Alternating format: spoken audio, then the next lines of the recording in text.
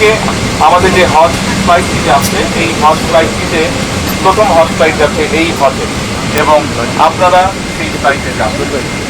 আজকে আমি আপনাদের সাথে দেখা করতে এসেছি, সেজন্য এই যে দেখা করার সুযোগ পেয়েছি, সেজন্য আমি আল্লাহর দরবার শুকরিয়া আদায় করব। আপনারা প্রত্যেকেই আল্লাহর মেহমান।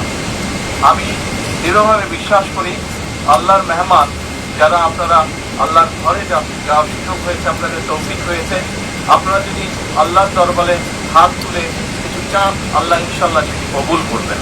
আপনাদের কাছে আমার বিনীত অনুরোধ থাকবে, আপনারা এই বাংলাদেশের নাগরিক হিসেবে, বাংলাদেশের সন্তান হিসেবে হজে যাচ্ছেন, দয়া করে দেশ এবং দেশের মানুষের জন্য দয়া করবেন, দোয়া করবেন, যাতে করে আল্লাহ আমাদেরকে তৌফিক দেন, যাতে আল্লাহ আমাদের উপরে রহমত নাজিল করেন, যাতে আল্লাহ আমাদেরকে সাহায্য করেন। আমাদের সামনে যে সকল বিপদ আছে, আমরা দেশের সকল মানুষ একসাথে যাতে কাজ করে সেই বিপদ থেকে, সেই সমস্যা থেকে দেশকে বের করে আনতে পারি। দয়া করে আল্লাহ দরবারে হাত তুলে দোয়া করবেন, আমরা দেশের মানুষ সকলে যাতে শান্তিতে এই দেশে বাস করতে পারি।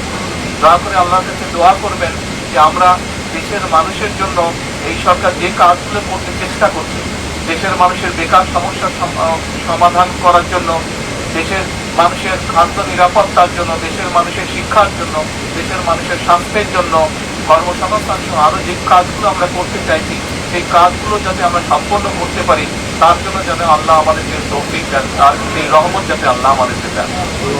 আর আপনারা হজে যাচ্ছেন, আমরা চেষ্টা করেছি সরকারের পক্ষ থেকে যদি কোনো ত্রুটি থাকে সেটিকে ঠিক করার জন্য।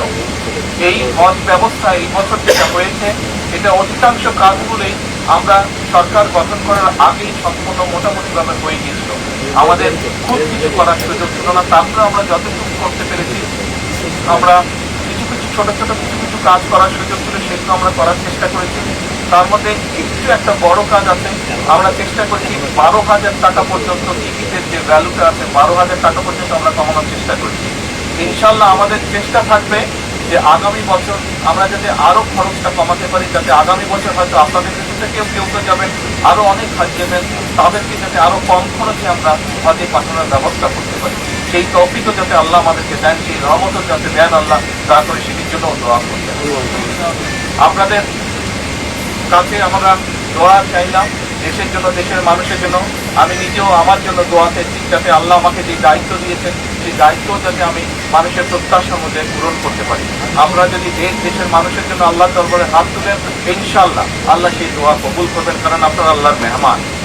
একই সাথে আমরা যারা দেশে রয়ে যাচ্ছি, আমরা দোয়া করছি আপনারা যারা যাচ্ছেন, যতজন মানুষ যাচ্ছেন, প্রত্যেকে ইনশাআল্লাহ সুস্থ শরীরে পরিবারের কাছে যাতে ফিরে আসতে পারে, সুস্থভাবে এই দেশের আবার যাতে দেশের মাটিতে ফিরে আসতে পারে। পরিশেষে আবারও আপনাদের দোয়া চেয়ে আমার এই আপনাদের কাছে বিদায় নেই। আসসালামু আলাইকুম। খবরের কাগজ, নিখাত, নির্ভীক, নিরপেক্ষ।